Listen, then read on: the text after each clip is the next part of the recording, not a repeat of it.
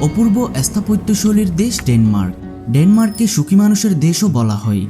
আরেকটি মজার ব্যাপার হলো, এত উন্নত ও বিত্তশালী দেশ হয়েও দেশটির মানুষ অহেতুক অর্থ অপচয় করা পছন্দ করে না। এমনকি দেশটির মানুষ দামি দামি কোম্পানির গাড়ি চালানো থেকে বেশি সাইকেল চালাতে স্বাচ্ছন্দ্য বোধ করে। চলুন তবে বিচিত্র বিশ্বের আজকের আয়োজনে ডেনমার্কের আদ্যপ্রান্ত জেনে নেওয়া যাক।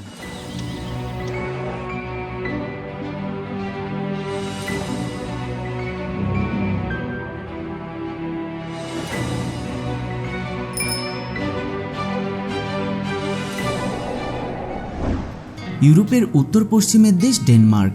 সরকারিভাবে এটি কিংডম অফ ডেনমার্ক নামেই পরিচিত। ঐতিহাসিক ও সাংস্কৃতিকভাবে ডেনমার্ক স্ক্যান্ডিনেভিয়ার একটি অংশ। ভৌগোলিকভাবে ডেনমার্ক উত্তরের স্ক্যান্ডিনেভীয় দেশগুলির সঙ্গে ইউরোপের সেতুবন্ধনকারী হিসেবে কাজ করে। দেশটির রাজধানী এবং বৃহত্তম শহর কোপেনহেগেন। এছাড়া আরাফাস, আলব্রোগা দেশটির বৃহত্তম শহরগুলোর মধ্যে অন্যতম। ডেনমার্ক অঞ্চলে মানুষের অস্তিত্ব পাওয়া যায় 4500 বছরের আগে থেকে। ঐতিহাসিক ও সাংস্কৃতিকভাবে ডেনমার্ক স্ক্যান্ডিনেভিয়ার একটি অংশ।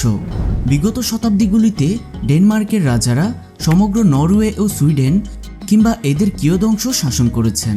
তারা দ্বীপরাষ্ট্র আইসল্যান্ডও শাসন করেছেন একসময়। ভৌগোলিকভাবে ডেনমার্ক উত্তরের স্ক্যান্ডিনেভীয় দেশগুলির সাথে মহাদেশীয় ইউরোপের সেতুবন্ধন হিসেবে কাজ করে। ডেনমার্কের আয়তন 42,924 বর্গ কিলোমিটার। দেশটির জনসংখ্যা 57,54,000-এরও বেশি। ডেনমার্কের রাষ্ট্রভাষা ডেনীয়। এখানকার প্রায় 50 লাখ মানুষ এই ভাষায় কথা বলেন। এছাড়া Canada, Germany, Greenland, Iceland, Norway, Sweden, সংযুক্ত আরব আমিরাত ও মার্কিন যুক্তরাষ্ট্রেও এই ভাষার প্রচলন রয়েছে। বিশ্বজুড়ে ডেনীয় ভাষাভাষীর সংখ্যা প্রায় 60 লাখ। ডেনমার্কের রাষ্ট্রধর্ম ইভাঞ্জেলিক্যাল লুথারান তথা লুথারীয় খ্রিস্টধর্ম, যা দেশটির সংবিধানে উল্লেখ রয়েছে। জনসংখ্যার প্রায় 85%ই ইভাঞ্জেলিক্যাল লুথারান ধর্মের। 3% রোমান ক্যাথলিক। দেশটিতে দ্বিতীয় বৃহত্তম ধর্ম হল ইসলাম। মুসলিমদের সংখ্যা 3 লাখের মতো, যা মোট জনসংখ্যার প্রায় 5%। ঐতিহাসিকদের মতে কয়েক শতক ধরে ডেনমার্কে বসবাস করেছে মুসলিমরা। মুসলিম বিশ্বের সঙ্গে দেশটির প্রথম সংযোগ তৈরি হয় মধ্যযুগে।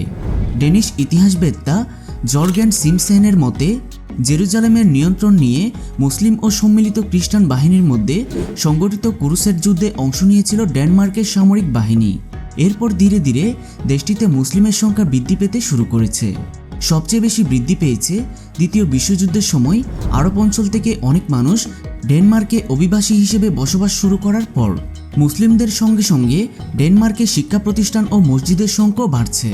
2006 সালে ডেনমার্কে মসজিদের সংখ্যা ছিল 115টি। 2017 সালে যা বেড়ে 170টির মতো হয়। সরকার স্বীকৃত এসব মসজিদকে কেন্দ্র করে গড়ে উঠেছে বিভিন্ন ধর্মীয় সংগঠন। ডেনিশ মুসলিমদের 20 থেকে 25%ই এসব সংগঠনের সঙ্গে সম্পৃক্ত। মসজিদ ছাড়াও দেশটিতে আরও অসংখ্য নামাজের ঘর রয়েছে। মুসলিমদের ধর্মীয় কার্যক্রম পরিচালনার জন্য দেশটিতে সরকার অনুমোদিত 22টি কমিউনিটি রয়েছে। মুসলিম শিশুদের শিক্ষার জন্য রয়েছে একাধিক ইসলামিক স্কুল। এসব স্কুল সাধারণ বিভিন্ন দেশের কমিউনিটি ভিত্তিক।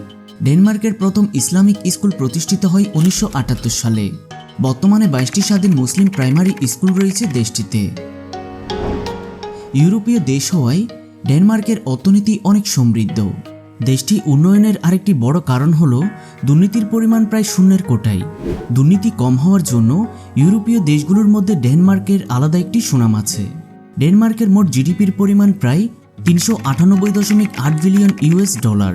ছোট দেশ হিসেবে জিডিপির পরিমাণ প্রায় তুলনামূলকভাবে অনেক বেশি। শুধু জিডিপি নয়, তাদের মাথাপিছু ইনকামও অনেক বেশি, যা প্রায় 68,827 মার্কিন ডলার। দেশটির কারেন্সির নাম হলো ডেনিশ ক্রোন। এক ডেনিশ ক্রোনে বাংলাদেশের প্রায় 16 টাকা। বর্তমানে ডেনমার্ক জুটল্যান্ড উপদ্বীপের অধিকাংশ এলাকার উপর অবস্থিত একটি ক্ষুদ্র দেশ। দেশটির ডেনীয় দ্বীপপুঞ্জের বহুশত দ্বীপ নিয়ন্ত্রণ করে। জুটল্যান্ডের দক্ষিণ সীমান্ত জার্মানিকে স্পর্শ করেছে। এই সীমান্তের দৈর্ঘ্য মাত্র 68 কিলোমিটার। পূর্বে জুটল্যান্ড ও সুইডেনের মাঝে ডেনমার্কের প্রধান দ্বীপগুলো অবস্থিত। এদের মধ্যে জেল্যান্ড দ্বীপটি সবচেয়ে বড় ও গুরুত্বপূর্ণ। ডেনমার্কের 600 বছরের রাজধানী কোপেনহাগেনের বৃহত্তর অংশ জেল্যান্ডের পূর্ব উপকূলে অবস্থিত। স্কটল্যান্ডের উত্তর পশ্চিমে 18টি দ্বীপ নিয়ে গঠিত ফারো দ্বীপপুঞ্জ এবং তারও অনেক উত্তর পশ্চিমে অবস্থিত গ্রিনল্যান্ড, যা ডেনমার্কের অধীন। রাজনৈতিকভাবে ফারো দ্বীপপুঞ্জ ও গ্রিনল্যান্ড ডেনমার্কের অংশ হলেও প্রতিরক্ষা ও বৈদেশিক সম্পর্কের ব্যাপারগুলো বাদে এরা স্বশাসিত। অনেক উত্তরে অবস্থিত হলেও উষ্ণ উত্তর আটলান্টিক সমুদ্র স্রোতের কারণে ডেনমার্কের জলবায়ু তুলনামূলকভাবে বেশ মৃদু। ডেনমার্ক একটি নিচু দেশ। এখানে রয়েছে ঢেউ খেলানো পাহাড়ের সারি, সাজানো গোছানো খামার এবং বিস্তৃত গ্রামীণ সবুজ চারণভূমি। ডেনমার্কের কোনো অংশ থেকে সাগরের দূরত্ব 64 কিলোমিটারের বেশি নয়, ফলে সমগ্র দেশেই উপকূলীয় আবহাওয়া বিরাজমান। বর্ষা, কুয়াশা ও মেঘাচ্ছন্ন আকাশ এখানে স্বাভাবিক ঘটনা। ডেনমার্ক ধনী ও অত্যন্ত আধুনিক একটি দেশ। এই দেশের নাগরিকেরা ইউরোপের উচ্চ জীবনযাত্রার জন্য বিখ্যাত। ডেনীয়রা তাদের সীমিত প্রাকৃতিক সম্পদের সদ্ব্যবহারে চাতুর্য ও দক্ষতার পরিচয় দিয়েছে। তাছাড়া ইউরোপের সবচেয়ে প্রাচীন ও ব্যাপক সমাজ কল্যাণমূলক দেশগুলোর একটি ডেনমার্ক। ফ্যাশন, শিল্প কারখানার ডিজাইন, চলচ্চিত্র ও সাহিত্য ডেনীয়রা গুরুত্বপূর্ণ ভূমিকা রেখেছে তারা। ডেনমার্কের বিখ্যাত লেখকদের মধ্যে আছেন হান্স ক্রিস্টিয়ান আন্ডারসন, যিনি তার রূপকথাগুলোর জন্য সারা বিশ্বে বিখ্যাত। ডেনমার্কের জাতীয় খেলা ফুটবল। দেশটিতে 1600 ফুটবল ক্লাব রয়েছে, যেখানে 3,20,000-এর অধিক নিবন্ধিত খেলোয়াড় আছে। এছাড়া তারা হ্যান্ডবল, টেনিস, হকি, বাস্কেটবল খেলাসহ সাইকেলিং করতে বেশ পছন্দ করেন।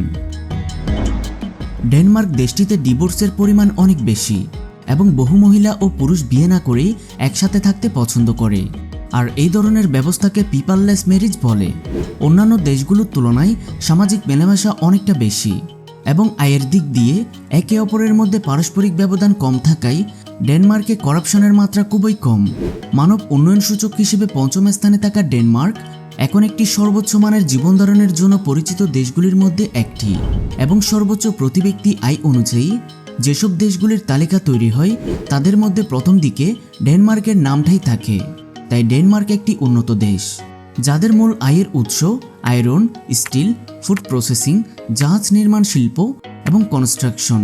তবে বৈজ্ঞানিক পরীক্ষা নিরীক্ষাতে একটি অত্যাধুনিক দেশ হওয়ায় ডেনমার্কের শক্তি উৎপাদনের ক্ষেত্রে বায়ুকে কাজে লাগানো হয়।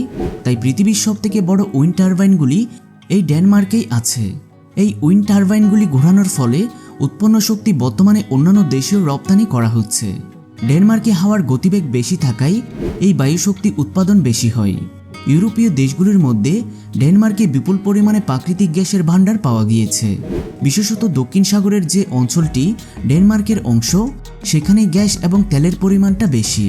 এই বিপুল খনিজ ভাণ্ডার থাকায় ডেনমার্ক ক্রুড অয়েল অর্থাৎ অপরিশোধিত তেল রপ্তানিতে 32তম স্থান অধিকার করে। ডেনমার্ক একটি ইউনিটারি স্টেট, যা গঠিত হয়েছে ডেনমার্ক এবং তার সাথে দুটি স্বশাসিত জায়গা গ্রিনল্যান্ড এবং ফেরো আইল্যান্ড নিয়ে। এই গ্রিনল্যান্ড ফেরো আইল্যান্ড ডেনমার্কের অন্তর্ভুক্ত হলো। এই দুই জায়গায় তাদের নিজস্ব সরকার এবং পার্লামেন্ট রয়েছে। এই দুই দ্বীপগুলির মধ্যে গ্রিনল্যান্ডকে পৃথিবীর সবচেয়ে বড় দ্বীপ হিসেবে মনে করা হয়।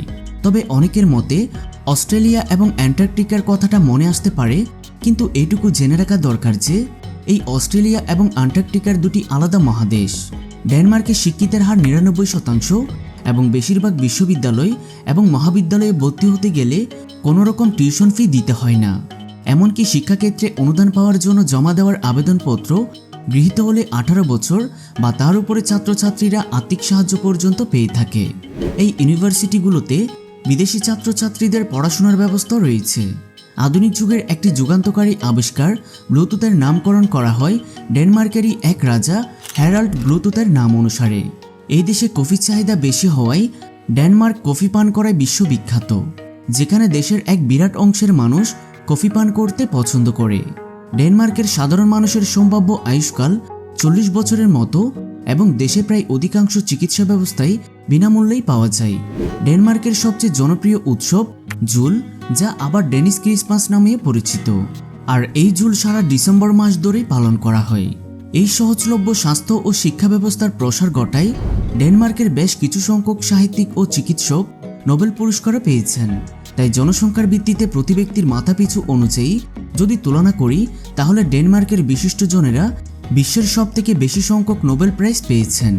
বিশ্বে একটি সুখী দেশ হিসেবে পরিচিত ডেনমার্কে কিন্তু ব্যক্তিগত ইনকাম ট্যাক্স অর্থাৎ পার্সোনাল ইনকাম ট্যাক্স সবচেয়ে বেশি থাকা দেশগুলির মধ্যে আছে, যেখানে 60%-এরও বেশি ইনকাম ট্যাক্স দিতে হয়। ডেনমার্কে প্রতি 2-3 দিন অন্তর অন্তর বৃষ্টি হয়, কারণ এখানে বৃষ্টিপাতের পরিমাণ অনেক বেশি, ফলে বছরে প্রায় 179 দেশে বৃষ্টি হয়। অবাক হলেও সত্যি যে ডেনমার্কের মূল ভূখণ্ডের যে কোনো স্থান থেকে সমুদ্রের উপকূল কাছাকাছি, মানে দেশে কোনো একটা স্থান থেকে যাত্রা শুরু করে 52 কিলোমিটার গেলেই জল দেখা যাবে। তাই জলের বা কাছাকাছি থাকায় ডেনমার্কের সাধারণ মানুষ ভালো সাঁতার কাটতে পারে। তবে ডেনমার্কে যাতায়াতের মাধ্যম হিসেবে সাইকেলের ব্যবহার বেশি হয়, বিশেষ করে দেশের রাজধানী কোপেনহেগেনের সাইকেলের ব্যবহার বেশি হয়ে থাকে। কিন্তু জানেন কি, প্রাইভেট কার কেনাটা ডেনমার্কে ব্যয় সাপেক্ষ, কারণ নতুন ব্যক্তিগত গাড়ি কিনলে তার জন্য 150% রেজিস্ট্রেশন ট্যাক্স দিতে হয়। তাই সাধারণ মানুষ পাবলিক ট্রান্সপোর্ট বেশি ব্যবহার করে এবং এর পিছনে সরকারের উদ্দেশ্য ব্যক্তিগত গাড়ির মালিকানা কমানো। ইউরোপের পুরনো এয়ারপোর্টগুলির মধ্যে থাকা কোপেনহেগেন এয়ারপোর্ট ডেনমার্কের সবচেয়ে বড় এবং ব্যস্ততম বিমানবন্দর। এই কোপেনহেগেন এয়ারপোর্ট ডেনমার্কের প্রধান আন্তর্জাতিক বিমানবন্দর। ডেনমার্কের রাজবংশ বিশ্বের সবচেয়ে পুরনো রাজবংশের মধ্যেই পড়ে, যারা প্রায় 1000 বছরের পুরনো, এবং এই রাজবংশ একসময় দেশের পূর্ণ শাসনের অধিকার থাকলেও বর্তমানে তাদের ক্ষমতা যথেষ্ট কমে গিয়েছে।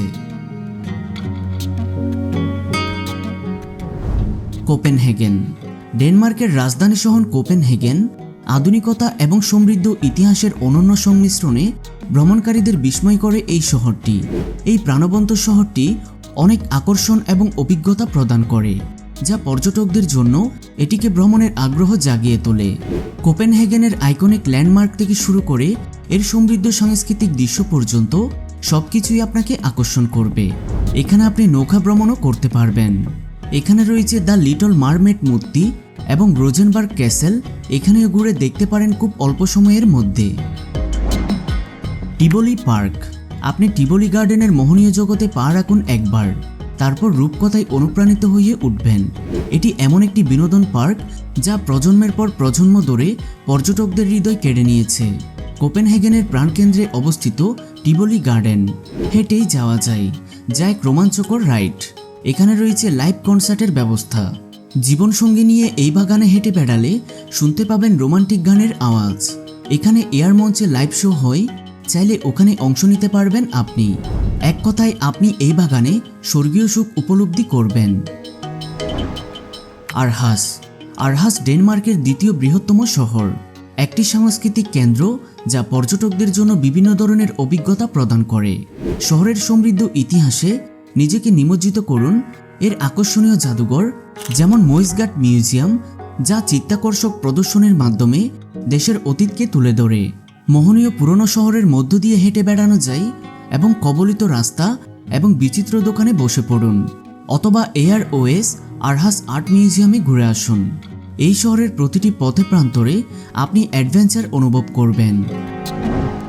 লিটল মারমেড মূর্তি কোপেনহেগেনের একটি আইকনিক প্রতীক এবং শহর পরিদর্শনকারী পর্যটকদের জন্য অবশ্যই একটি দর্শনীয় ল্যান্ডমার্ক। হ্যান্স ক্রিশ্চিয়ান আন্ডারসেনের রূপকথার দ্বারা অনুপ্রাণিত হয়ে এটি নির্মাণ করা হয়েছে। এই ব্রোঞ্জের প্রতিটি মূর্তি মারমেডের আত্মাকে ধারণ করে, যা বিশ্বব্যাপী দর্শকদের আকর্ষণ করে।